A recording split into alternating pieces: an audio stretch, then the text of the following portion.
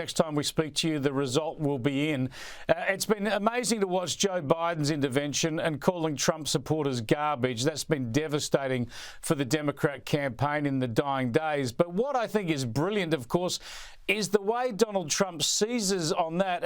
And listen to this comment from Donald Trump today.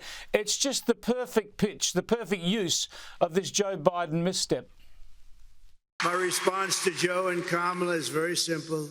You can't lead America if you don't love Americans. It's true. You can't be president if you hate the American people, which I believe they do.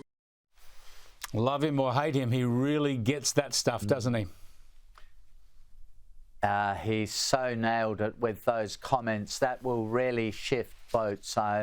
I'm sorry to say, from Kamala Harris's point of view, and for those of you who are watching this program who are, lifelong enthusiastic supporters of the Democrats, I think this comment by Joe Biden has pretty much buried Kamala Harris's chances.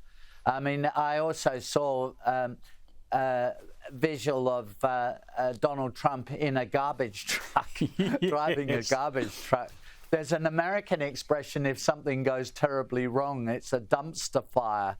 And this really is a dumpster fire. This is absolutely devastating, and just a few days from the election. Hard to recover from this, I think. It is absolutely a dumpster fire, and Donald Trump has latched onto it and amplified it brilliantly, as you allude to, with the dumpster truck and the like. So you're predicting a Trump victory? I mean, the polls would tend to suggest, and we expect the polls usually to underestimate the Republican vote, but it looks like he's actually killing it in most of the swing states. Right. I'm not sure whether this time the polls will underestimate his vote, because the pollsters have made adjustments. But I do think they're having much more difficulty polling people given the changes of technology. My antennae, on the basis of just watching this election campaign from both within and outside of the US, is that Trump will win, because he comes across as clearer, stronger, and more decisive. Kamala Harris has, that's a wonderful expression the Americans use, word salad. She stumbles over her words. It's hard to know what she's talking about.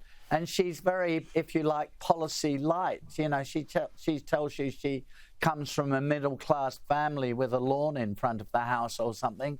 Her father, by the way, was a Stanford economics professor, so they weren't just an ordinary middle-class family. But she labours those sorts of points and doesn't talk about policies that might affect the American people.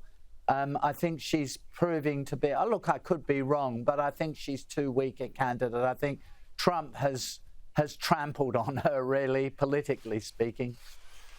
We'll see what next week holds. Thanks for joining us, Alexander. It's a pleasure, Chris. It sure is fascinating. It's going to be a big week next week.